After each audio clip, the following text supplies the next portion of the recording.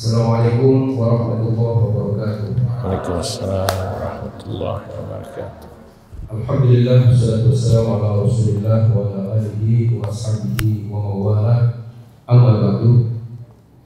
Puji syukur dari Allah Subhanahu wa taala pada kesempatan pagi hari ini kita bisa berjumpa lagi.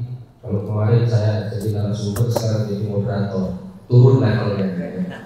Karena yang narasumbernya lebih tinggi lagi. Jadi ini udah perbedaan makom ya. Nah, pagi hari ini luar biasa. Kita kedatangan seorang tamu narasumber diplomat sebagai pelaku diplomasi Indonesia yang sudah berkiprah cukup lama ya. Beliau adalah Habib Muhsin Syihab. Kalau pernah dengar namanya Pak Alwi Syihab, ada yang pernah dengar? Atau Pak Quraisy Syihab? Beliau masih satu jalur keponakannya. Nah, kan luar biasa. Jadi kalau beliau ini tidak menjadi diplomat, mungkin juga jadi kiai lah gitu. Makanya ngeri juga ini. Ya, Habib Muhsin ini luar biasa. Kawan saya sudah cukup lama, senior kita. Pagi hari ini, ya, tamu kita ini 2 hari yang lalu baru pulang dari New York. Dan sebelumnya juga memang beliau ditugaskan di wakil tetap ya, di perwakilan kita wakil tetap Indonesia di PBB. Jadi beliau memang langsung bertugas di jantung dan demi diplomasi global berjalan. Karena itu manfaatkanlah ya pada pagi hari ini untuk betul-betul menyimak setiap kata, bahkan koma dan titiknya kalau perlu diperhatikan. Beliau ini luar biasa ya. Silahkan nanti apa yang akan beliau sampaikan ini akan menjadi pengalaman yang luar biasa. Sebelumnya ya, PKU sebelumnya ya, itu belum pernah kita memanggil narasumber yang seperti Habib Muhsin.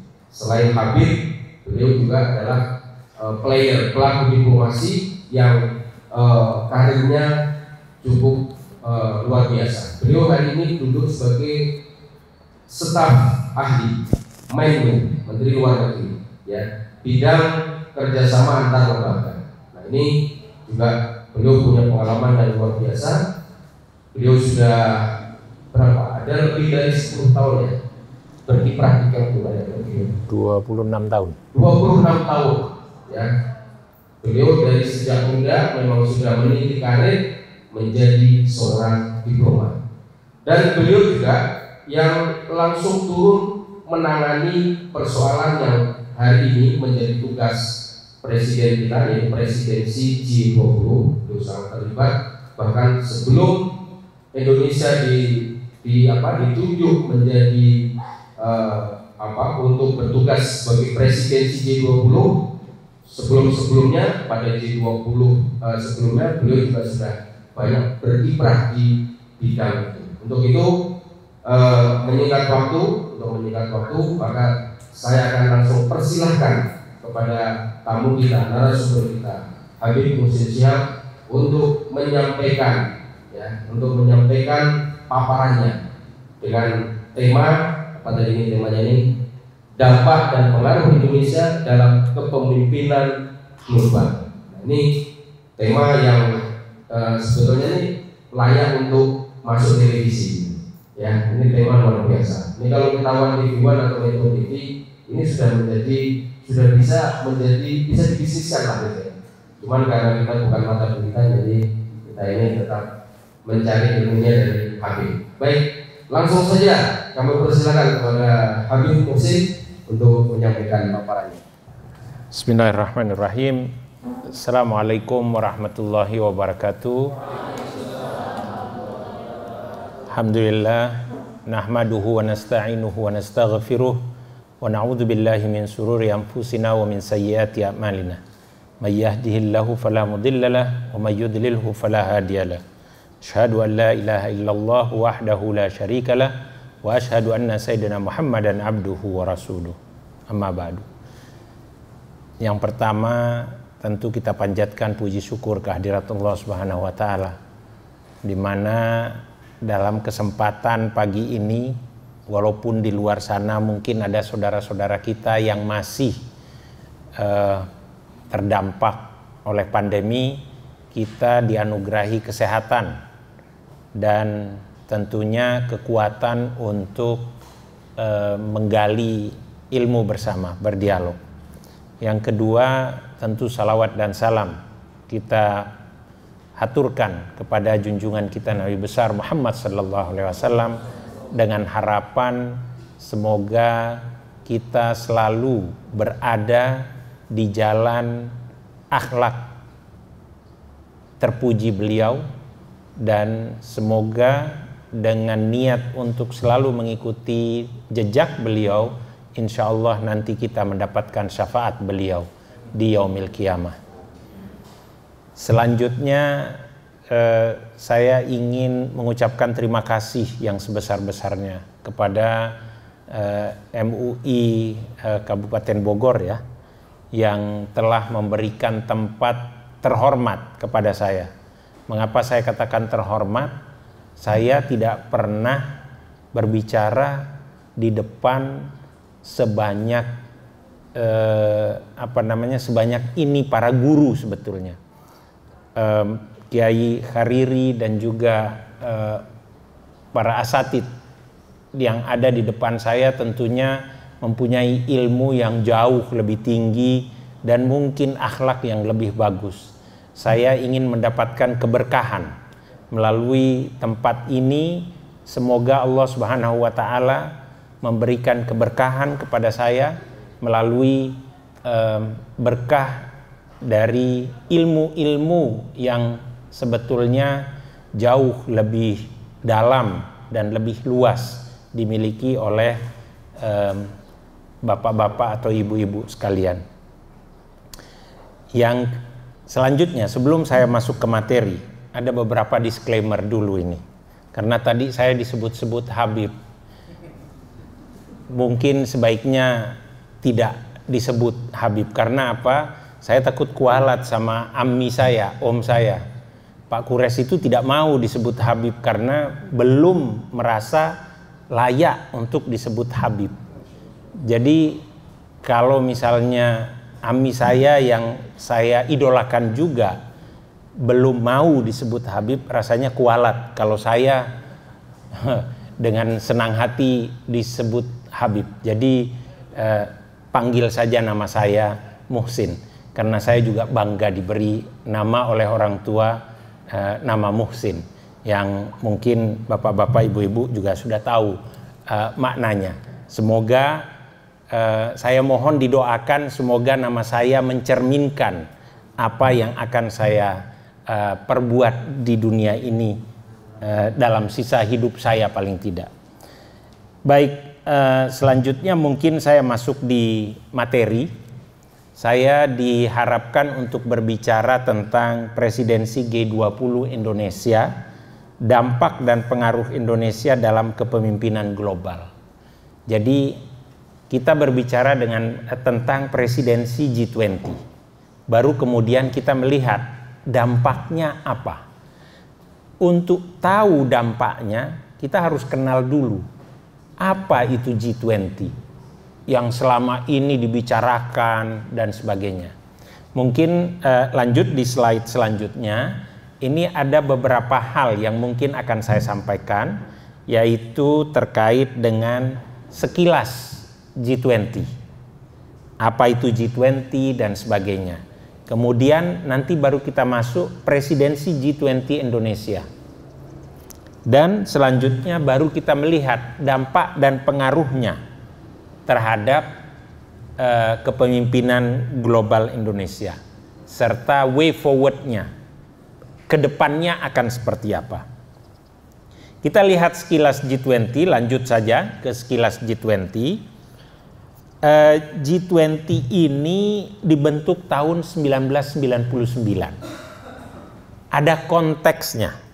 Kenapa tahun 1999? Mungkin kalau kita ingat di tahun 1997, 1998 itu ada krisis besar khususnya di Asia dan lebih khusus lagi Asia Tenggara.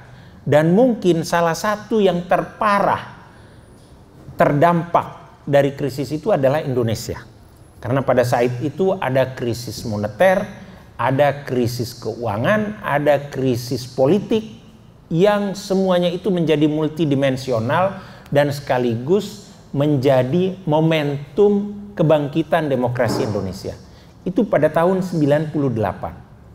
Nah, ketika krisis itu melanda, kemudian negara-negara maju pada waktu itu sudah ada G7, bahkan sudah ada G8 pada waktu itu, ada Rusia. Tapi kemudian belakangan Rusia dikeluarkan karena ada masalah politik.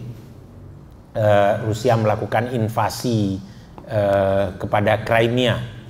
Nah, sehingga dia dikeluarkan oleh G8 menjadi G7.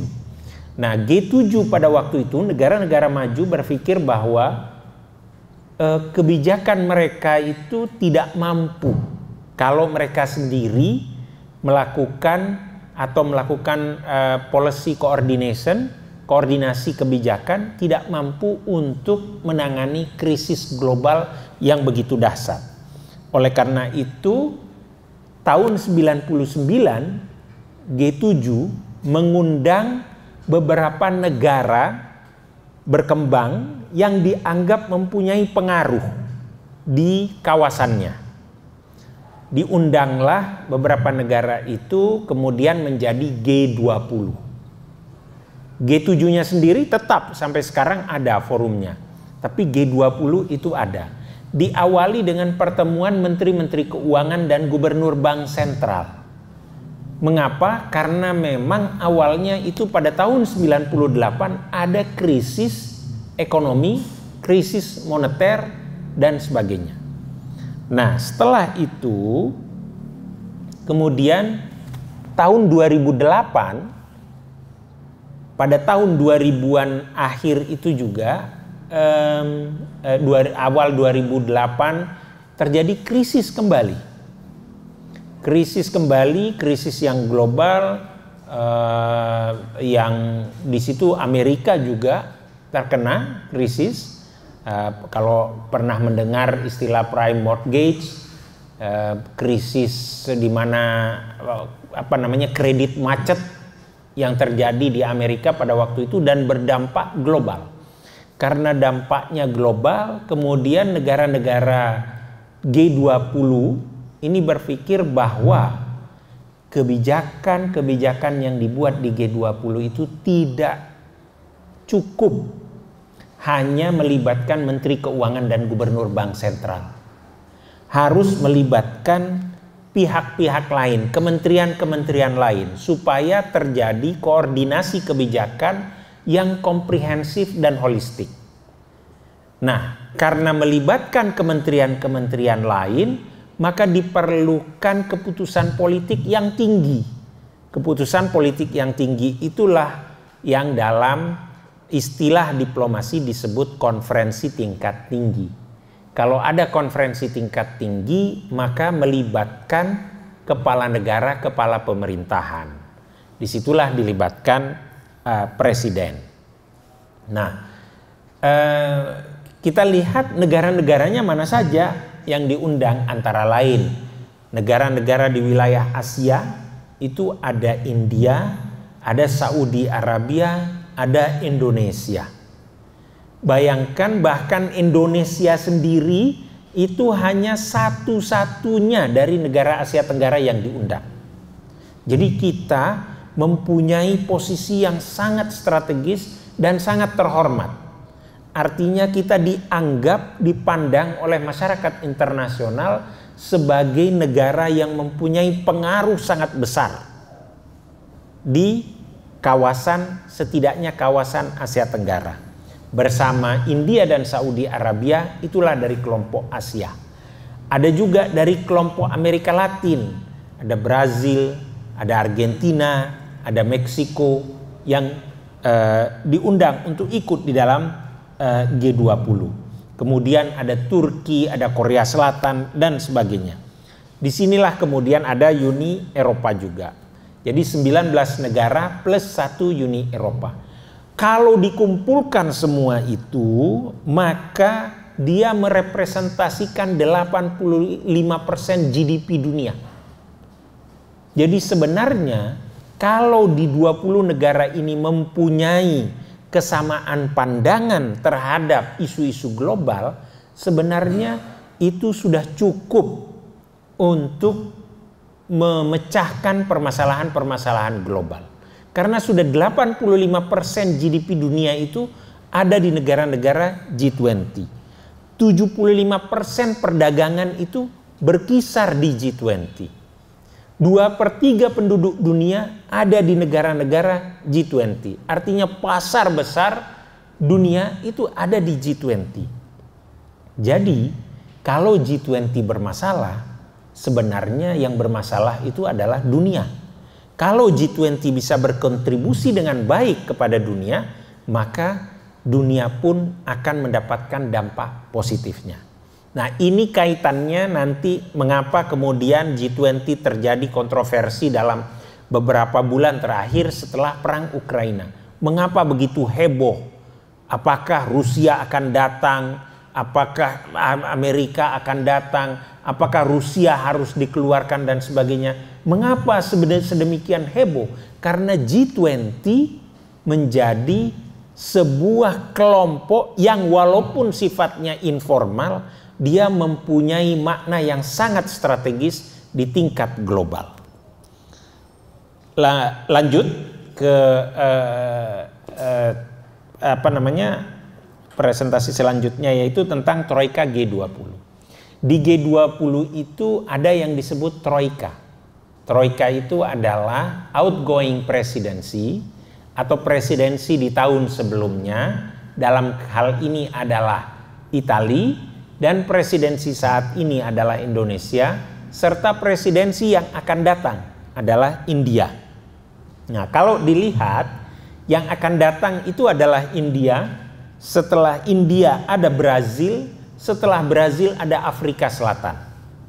Jadi kalau diurut dari sekarang, Indonesia, India, Brazil, dan Afrika Selatan, 4 negara berturut-turut adalah negara berkembang yang mempunyai pengaruh besar di kawasannya masing-masing.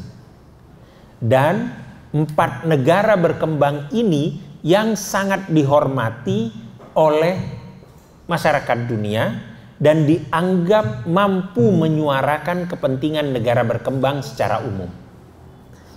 Sehingga apa yang kita canangkan di presidensi Indonesia ini diharapkan dapat ditindaklanjuti oleh presidensi-presidensi selanjutnya yang kebetulan adalah negara berkembang juga. Lanjut. Sekarang kita bicara tentang presidensi G20 Indonesia. Untuk tahu itu kita lanjut saja melihat tentang mekanisme kerja dari G20. Di G20 itu ada 2 track besar yang disebut dengan Sherpa Track dan Finance Track. Kalau dilihat di PowerPoint saya, di sebelah kiri itu adalah Finance Track. Finance Track dipimpin oleh menteri keuangan dan gubernur bank sentral dari negara-negara G20.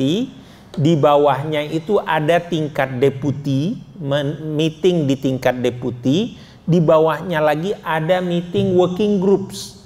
Ada working groups macam-macam itu. Ada yang terkait dengan infrastruktur, ada yang terkait dengan framework, ada yang terkait dengan financial architecture, ada yang terkait dengan global partnership dan sebagainya. Nah, working group ini akan bekerja terus-menerus. Mungkin dalam 1 tahun working groups itu akan ketemu 4-5 kali. Kemudian dari pertemuan-pertemuan itu diangkat ke tingkat deputi. Tingkat deputinya mungkin ketemu 3 atau 4 kali. Kemudian diangkat lagi ke tingkat menteri. Menteri keuangan dan gubernur bank sentral biasanya bertemu 2-3 kali dalam 1 tahun. di G20, menteri-menteri itu. Nah, hasil dari menteri-menteri ini nanti akan disampaikan ke sebelah kanan, yaitu Sherpa Track. Tapi di Sherpa Track itu sendiri ada beberapa kelompok teknis atau working group juga. Working group itu ada yang di bidang pertanian, ada di bidang perdagangan, ada di bidang tenaga kerja, ada di bidang pendidikan, ada di bidang tourism, ada digital economy working group, dan sebagainya. Ada sekitar 11 atau 12 working groups yang bekerjanya sama juga dengan working groups di finance track, yang bermuara masing-masing ke menteri-menteri teknisnya. Ada menteri tenaga kerja, ada menteri pendidikan dan sebagainya. Kemudian hasil dari itu semuanya akan bermuara di Sherpa. By the way, kenapa disebut Sherpa? Sherpa ini sebetulnya diambil dari kata petunjuk jalan di pegunungan Himalaya. Orang-orang yang pergi ke Nepal yang mau melihat itu ada yang namanya Sherpa. Sherpa itu menunjuki jalan, menjadi petunjuk. Nah, Sherpa di G20 itu konsepnya adalah menjadi guide bagi pemimpin kepala negaranya, kepala pemerintahannya. Oleh karena itu Sherpa itu ditunjuk oleh presidennya masing-masing. Masing-masing Sherpa itu bahkan ada yang dari kantor presidennya. Itulah disebut Sherpa. Sherpa inilah yang akan menggodok semua hasil dari finance track, dan Sherpa Track digodok oleh Sherpa dalam bentuk draft deklarasi atau draft komunike yang akan diadopsi oleh kepala negara di saat KTT. Biasanya dilakukan pada bulan November. Itu KTT G20. Jadi itulah mekanisme kerjanya. Ada 2 track besar, track finance dan track Sherpa. Selain 2 track itu ada, boleh dikatakan, supplementary track, track tambahan yang tidak kalah pentingnya. Itulah yang disebut dengan engagement group. Engagement group ini adalah sebuah kelompok yang sifatnya independen, terpisah sama sekali dari pemerintah. Apa saja? Ada Women 20, ada Youth 20 untuk para pemuda, ada Business 20 untuk para kelompok bisnis, ada Think 20 untuk para think tank, ada Science 20, lembaga ilmu pengetahuan, ada macam-macam. Ya, ada Labor 20 juga untuk para serikat pekerja. Jadi itu adalah tambahan yang mereka semuanya itu bekerja masing-masing dan menyampaikan ke Sherpa Track. Itulah mekanisme kerja di G20. Jadi bisa dibayangkan ada banyak sekali pertemuan setiap presidensi dalam 1 tahun. Nanti kita lihat di Indonesia ada berapa pertemuan. Nah, untuk presidensi Indonesia, lanjut saja ke slide selanjutnya. Indonesia mengundang, selain negara-negara anggota G20, setiap presidensi diberi diskresi, diberi kebebasan untuk mengundang negara-negara non anggota G20 dalam pertemuan G20. Jadi ada negara G20, ada juga yang diundang non negara G20. Indonesia mengundang ada sekitar 8 atau 9 negara tambahan dan beberapa organisasi internasional. Tujuannya apa? Agar presidensi Indonesia itu dianggap inklusif, tidak eksklusif. Siapa saja yang diundang, supaya inklusif, yang diundang oleh Indonesia adalah perwakilan dari masing-masing kawasan. Perwakilannya tentunya ketuanya. Siapa yang diundang? Kurang lebih 1, dan juga negara. Ada yang disebut negara permanent invitees yang selalu diundang siapapun presidensinya. Itu adalah Spanyol dan Singapura. Itu selalu diundang. Dia seperti anggota G20 tapi tidak punya hak suara. Tapi setiap tahun dia diundang. Itu adalah Spanyol dan Singapura. Kemudian untuk tahun ini Indonesia mengundang Belanda. Mengapa Belanda? Kita punya kepentingan nasional, ada kerjasama vaksin dengan Belanda. Kemudian kita mengundang juga negara Uni Emirat Arab. Mengapa Uni Emirat Arab? Uni Emirat Arab akhir-akhir ini dianggap mempunyai komitmen dan juga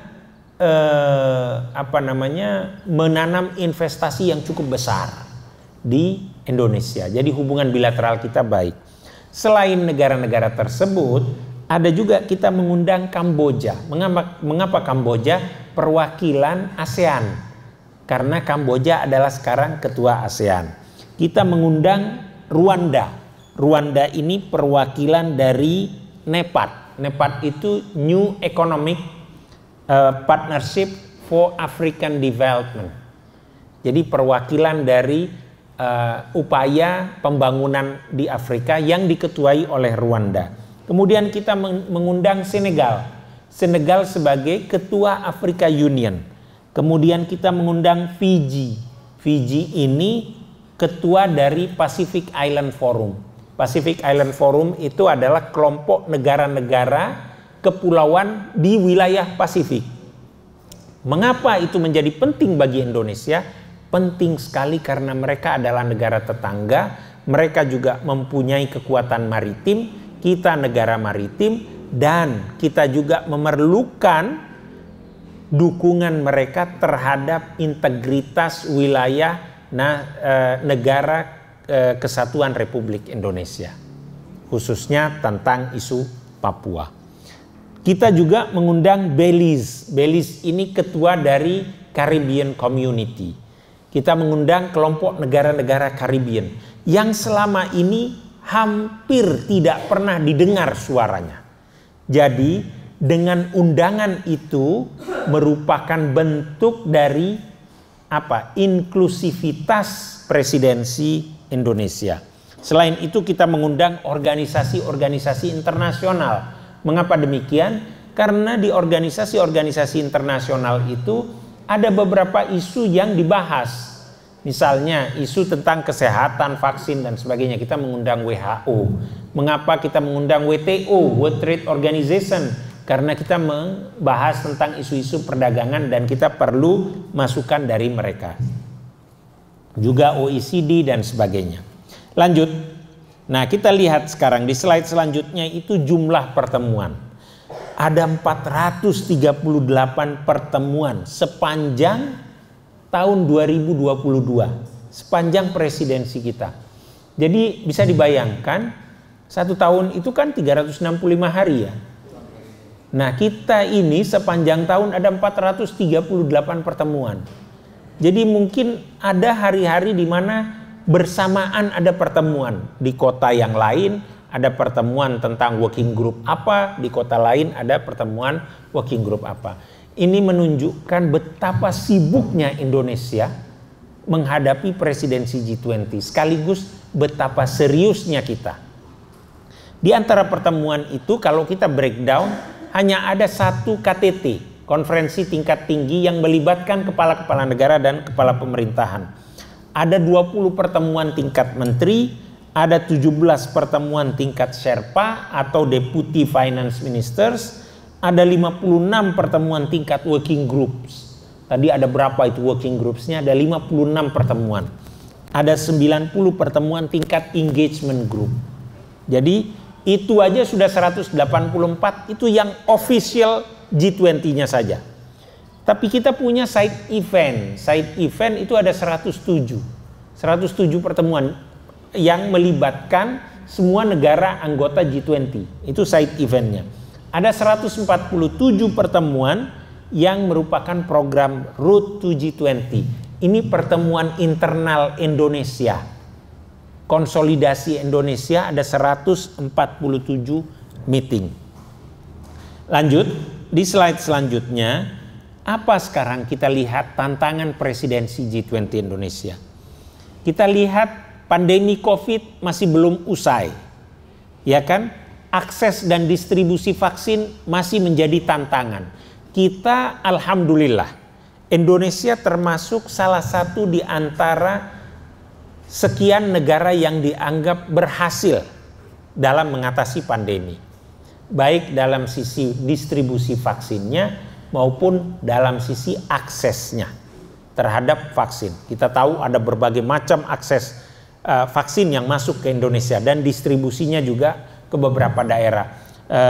Dari catatan yang sudah saya baca, kita itu sudah mencapai 80% lebih dari masyarakat Indonesia yang mendapatkan vaksin 2 dosis. Dan sekitar 30% masyarakat Indonesia sudah mendapatkan booster pertama. Itu luar biasa. Karena apa? Karena kalau dilihat dari data, 65,7% populasi dunia telah divaksin setidaknya 1 dosis. 1 dosis saja. Tapi hanya 16,22% yang merupakan populasi berpendapatan rendah. Dari 65% itu hanya 16% yang berpendapatan rendah. Ini tantangannya. Kemudian lebih dari 83% populasi di benua Afrika belum menerima 2 kali vaksin. Itu lebih dari 83%. Kebalikannya kita 80% sudah menerima 2 kali vaksin.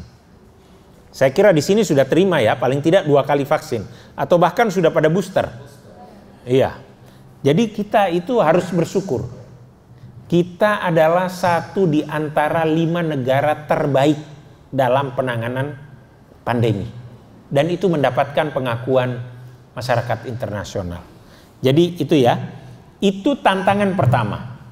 Tantangan yang kedua, meningkatnya kesenjangan antara negara maju dan negara berkembang.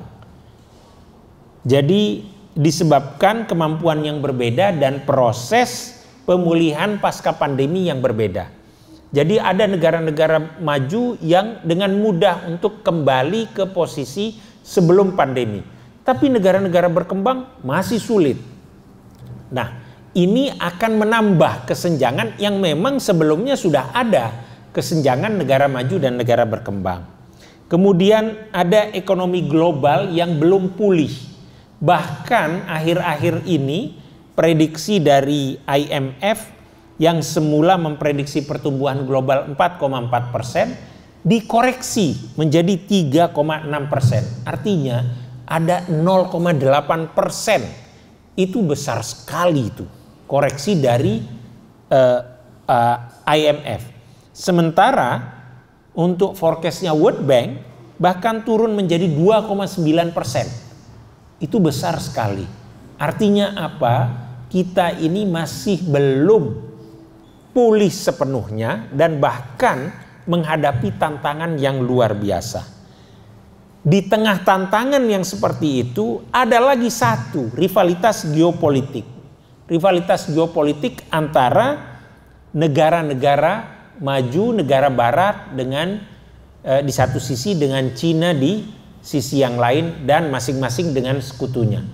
Apa yang terjadi itu ada saling tidak percaya antara satu dengan yang lainnya. Kemudian ini akan mempersulit pemulihan ekonomi global dan membuat mekanisme kerja multilateral menjadi semakin lemah. Belum cukup di situ, ada juga perang Ukraina. Yang itu mempengaruhi pada apa? Rantai pasok, pangan dan energi serta keuangan. Jadi ini semuanya menjadi tantangan yang kebetulan saat ini presidensi G20-nya itu adalah Indonesia. Lanjut ke slide selanjutnya. Karena itu kita harus menjawab tantangan sebagai bentuk pembuktian kepemimpinan global kita. Bagaimana caranya?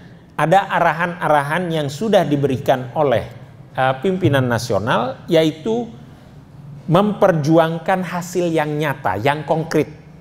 Tidak hanya sebatas policy coordination antara negara-negara di G20, tapi perlu apa yang konkret. Yang konkret yang dapat dilihat dan berdampak kepada masyarakat luas. Kemudian yang kedua, harus ada konsistensi dan kesinambungan. Artinya G20 harus konsisten memperjuangkan kepentingan masyarakat dunia, dan itu ada kesinambungan antara presidensi Indonesia dan presidensi India, presidensi Brazil dan Afrika Selatan.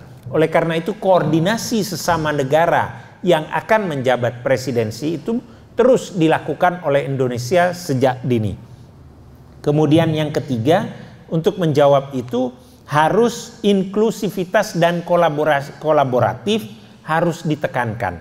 Tadi sudah saya sampaikan bentuk-bentuk agar kita dianggap kolaboratif dan inklusif, kita mengundang perwakilan dari kawasan-kawasan masing-masing. Visinya adalah a strong and inclusive recovery. Jadi recovery pemulihan yang kuat dan inklusif. Lanjut. Untuk menjawab itu presidensi G20 Indonesia mengangkat tema. Tema besarnya yaitu recover together, recover stronger. Recover together karena kita melihat diperlukan partnership dengan adanya rivalitas, adanya tantangan global dan sebagainya. Kita perlu kebersamaan. Itulah recover together. Kita harus pulih bersama. Dan recover stronger. Dengan pemulihan yang bersama itu kita harapkan kekuatan juga akan tumbuh secara bersama-sama. Nah, untuk itu selanjutnya, slide selanjutnya, ada 3 sektor prioritas yang dicanangkan oleh Indonesia. Yang pertama, penguatan arsitektur kesehatan global. Mengapa? Karena kita tahu ada pandemi, ada distribusi vaksin yang tidak selesai dan sebagainya. Dan bagaimana caranya mengantisipasi seandainya ada isu-isu yang terkait dengan pandemi dan sebagainya. Misalnya pandemi baru dan sebagainya. Oleh karena itu sekarang juga sedang diupayakan adanya pembahasan tentang pandemic treaty di WHO. Supaya kita dalam menghadapi pandemi tidak gamang seperti kita menghadapi pandemi COVID kemarin. Semua orang gamang, panik dan sebagainya, sehingga berjatuhan korban dan sebagainya. Kalau ada pandemi treaty, ada bentuk-bentuk pencegahan, ada bentuk-bentuk cepat tanggap dan pemulihan yang kuat, maka itu akan lebih baik. Kemudian yang kedua ada transformasi digital. Transformasi digital, mengapa diperlukan? Kita tahu bahwa saat ini kita tidak bisa lepas dari dunia digital. Termasuk juga kehidupan ekonomi dan perdagangan kita. Kita tahu ada di bidang keuangan misalnya, ada kripto dan sebagainya. Ada isu-isu yang semakin hari semakin menantang. Dan itu juga harus melibatkan sektor digital, termasuk juga perdagangan melalui digital ekonomi. Nah, ini perlu dibahas.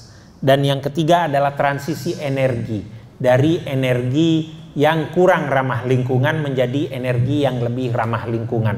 Tetapi tentunya ini transisi energi ini memerlukan teknologi dan juga pendanaan. Oleh karena itu harus dibahas bersama-sama sehingga ada akses terhadap energi bersih, energi modern, sekaligus murah atau bisa terjangkau oleh masyarakat. Kalau misalnya teknologinya itu tinggi, tetapi kemudian diimpor dan harganya mahal, maka sulit bagi masyarakat untuk beralih dari yang energi yang tidak ramah lingkungan yang berbasis batu bara misalnya menjadi energi yang lebih ramah lingkungan berbasis listrik dan sebagainya. Misalnya sekarang sudah ada mobil listrik tapi kan mahal dibandingkan dengan mobil dengan menggunakan BBM. Nah, ini yang perlu dibahas bersama agar apa? Teknologi aksesnya itu dapat masuk ke negara berkembang sehingga harganya dapat bersaing dengan harga yang berbasis energi yang kurang ramah lingkungan. Oleh karena itu G20 harus membahas itu. Karena lagi-lagi di G20 itu merupakan 85% GDP dunia, 2/3 dari masyarakat dunia ada di G20, dan 75% perdagangan dunia. Lanjut, apa lalu concrete deliverables yang perlu kita lakukan? Mengapa kita perlu concrete deliverables? Di slide itu disebutkan agar presidensi Indonesia memberikan hasil nyata sebagaimana mandat dari pimpinan nasional kita, dan juga harus berdampak pada masyarakat, baik masyarakat Indonesia maupun masyarakat dunia, dan itu pun harus secara inklusif. Bentuk dari concrete deliverables nanti akan ada kerjasama antara pemerintah dengan bisnis, antara bisnis dengan bisnis.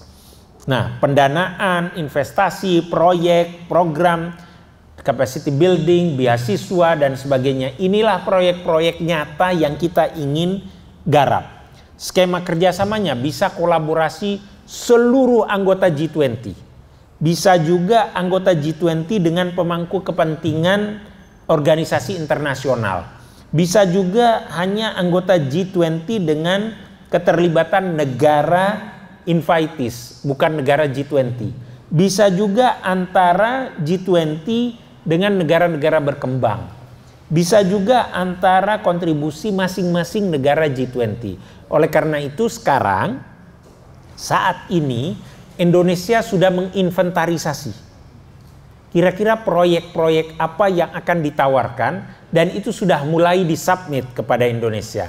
Nanti harapannya ini bisa ditindaklanjuti.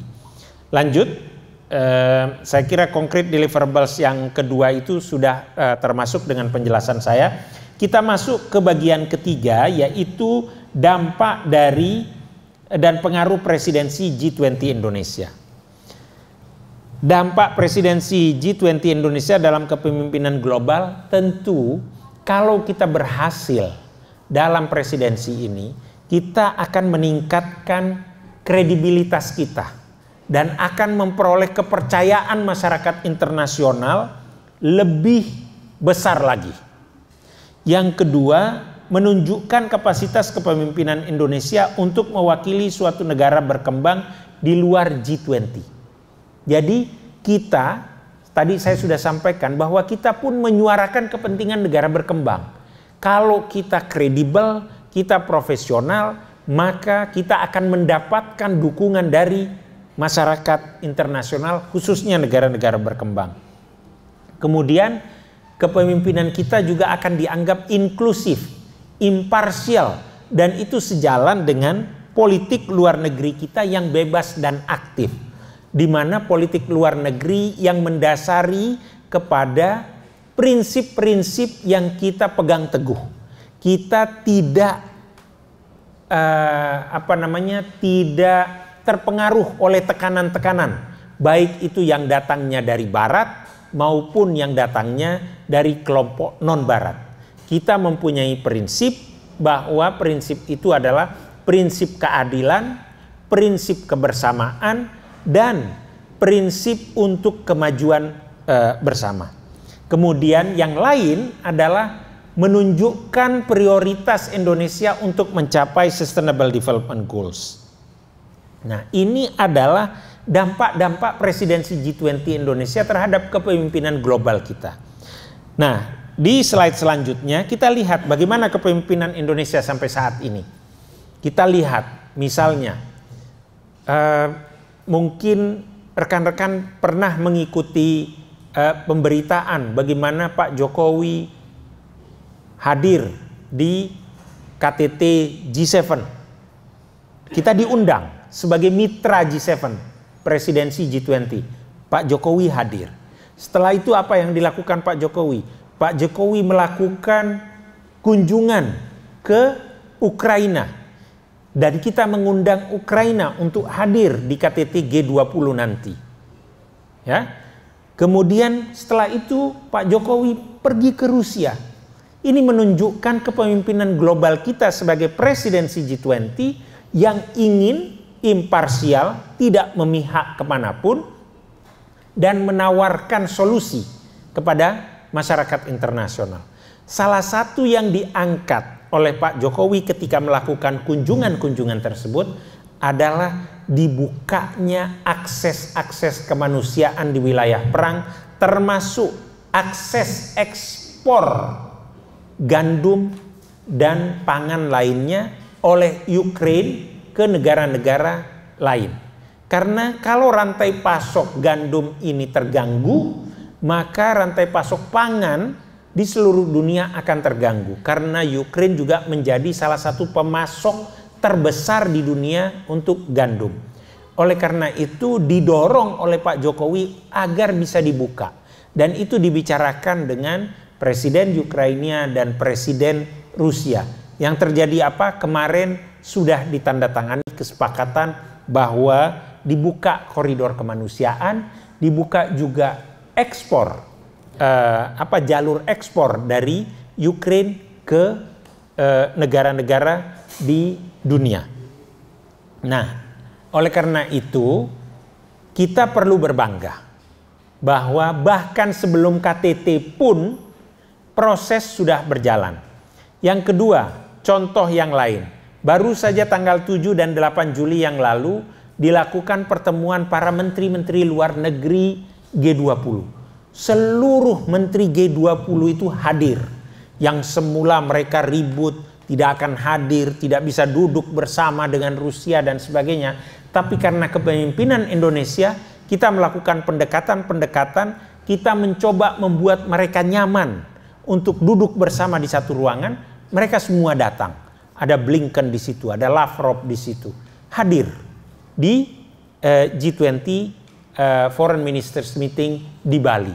Ini menunjukkan bahwa kita dihormati dan kita perlu mempertahankan itu. Dan itu juga artinya bahwa pendekatan yang kita lakukan sudah benar. Begitu juga yang dilakukan pada saat pertemuan Menteri-Menteri Keuangan dan Gubernur Bank Sentral. Baru saja dilakukan sekitar 10 hari yang lalu. Semua mereka datang. Tidak ada yang walk out. Ya kan?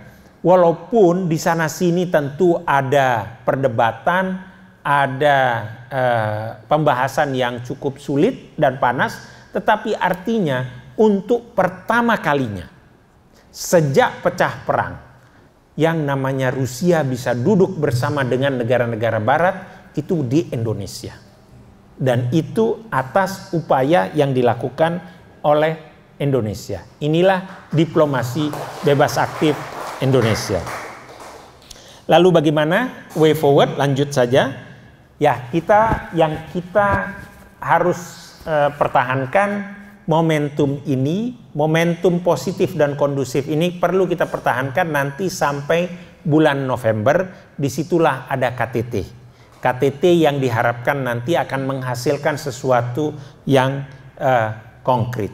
Dan untuk itu Presiden sudah melakukan banyak langkah-langkah diplomasi, melakukan pendekatan ke beberapa pemimpin dunia agar dapat terlaksananya KTT G20 di Indonesia secara baik dan lancar. Saya kira itu beberapa hal yang bisa saya sampaikan. Saya terbuka untuk komentar, pertanyaan, dan kritik apapun itu. Kalau bisa saya jawab, saya akan jawab. Tapi kalau tidak bisa saya jawab sekarang, nanti saya akan mencoba mencari jawabannya dan akan kembali memberikan jawaban tersebut. Saya kira itu Pak Kiai Hariri, terima kasih atas perhatiannya dan kita tunggu diskusi dan dialognya. Demikian.